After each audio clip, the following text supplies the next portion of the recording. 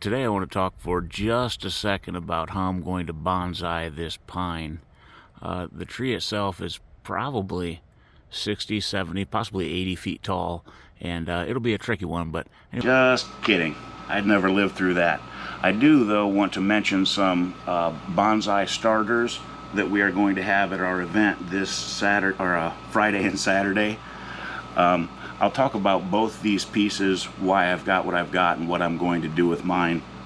So first, this bonsai pot, it's proportional to the plant itself, and I'll show you. I'll plant that in just a minute, and you'll see what I'm talking about. But it fits. I also like low profile, as I've mentioned before.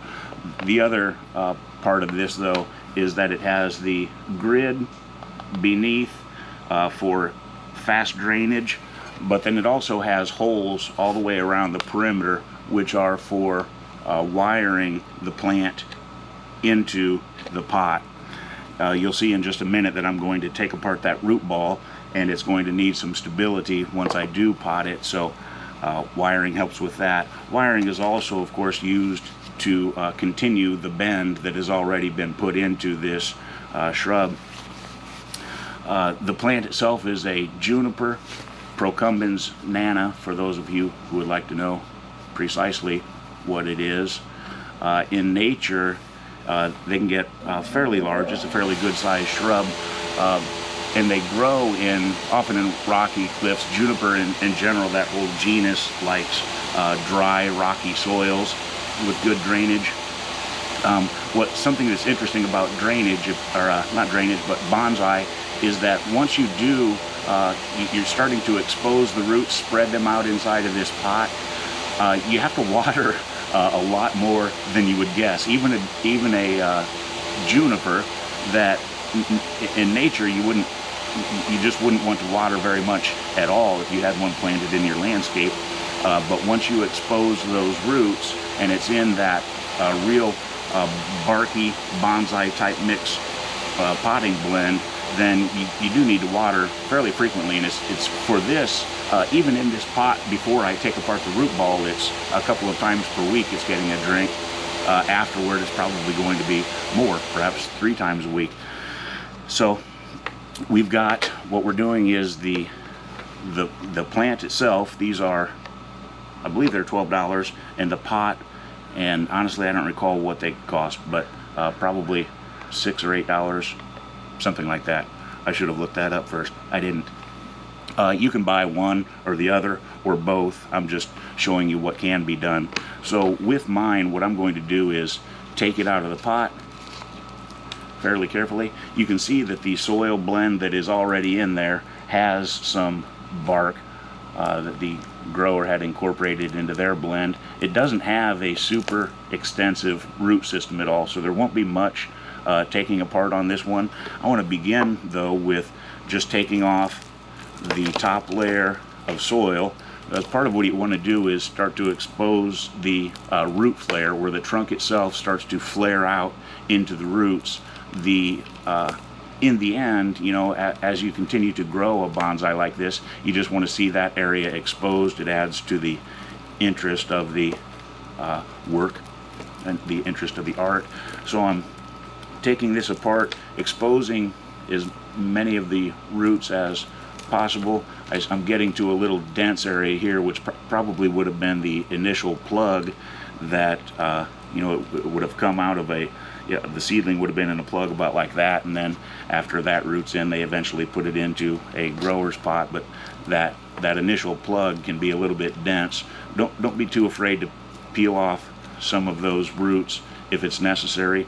The goal for me is to get this low enough, which I think it is, to sit nicely into that pot. I want it to be, I want that root flare that I was mentioning, I want that to be lower than the rim of the pot. In fact, I'd like it to be nearly ½ an inch lower, just for aesthetic purposes and for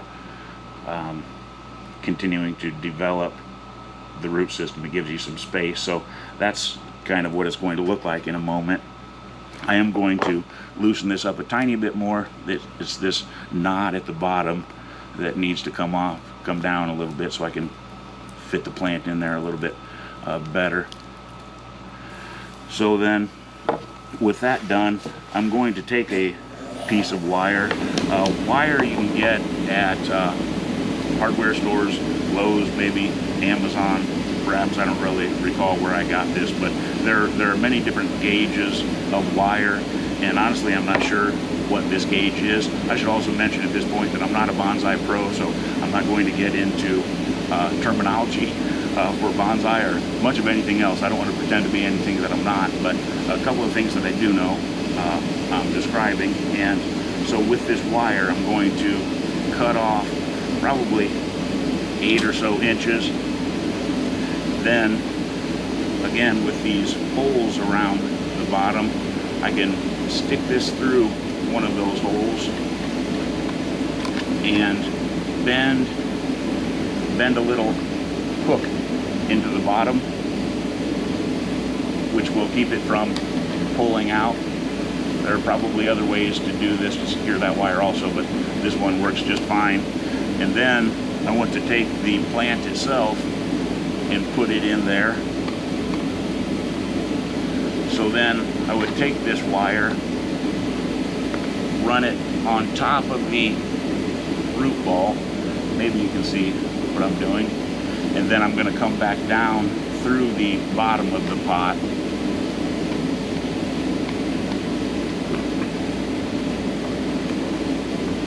And you'll need to situate it a little bit to get it exactly where you want it. And in my mind, placement is somewhat subjective. It's how you like it. Some would rather see this feature coming out of the pot. I want to see it fairly well balanced with the pot. As this plant matures, you know, it's going to continue to go this way up a little bit. But anyways, that's the general wiring of it. So then at the bottom again, once I've got that kind of tight so that the plant isn't falling out, I'm going to cut that off and then bend it over again so that it stays in place.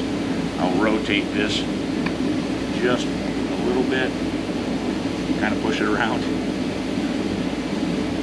But then that's not fantastic. That's about what I want. But let me show you one more thing of how you can continue to train these plants. You would take another piece of wire, put another hook in the end of it so it catches on the bottom of the pot, and then run it up through there. And what I'm going to do is start to wrap it around this trunk. So it's going to come up, and perhaps I want to take this branch and wrap it a little bit and start to guide that where I want it to go as it grows. So I'll pull that hook tight, put a couple of twists around the trunk itself, and then I'm going to, in fact, how about I just take this little branch right here and I'll wire that. So I'm going to go up and over. You do have to be somewhat careful with this. I mean, the plant has some flexibility in it, but obviously if you stress it too much, it's going to crack. So I'm taking that wire, wrapping it around a few times, not going really tight. So now you can see that I've got it wrapped around there, and at this point then you bend the wire how you want the branch to develop. Bonsai, what you know, something else I do know, it's a process, and it's a time-consuming one, but a very enjoyable one, in that you are maintaining the plant year by year. You're continuing to decide what form do I want it to take, how do I want it to look, what does this little nub of a branch, how do I want that to look in 5 years, for example. And then it has very much to do with patience. So you can see I've got that one wired somewhat laterally. Might pull it down a little bit more. And then what I would do with this afterward is decide which branches do I want to remove, what is that form, and then I might take these same cutters and prune off a branch or two. And then once you get to this point, you're pretty well ready to pack soil back in. What I've got is a it's kind of a barky mix, but well draining. It's got some nutrition in it. So I'm going to put that in and around. And then a lot of people would have maybe a moss covering in here. Live moss would, of course, always be my preference rather than colored, dyed, or fake, or dead moss. But I don't have a piece of that with me right now. So anyways, I think you get the general idea. These are going to be available at our event this weekend. It's Friday from 9 to 2 and Saturday from 7:30 to 2. And we are at the place on Watson, 4205 Watson Road, St. Louis. It's near Watson and Chippewa. That's all.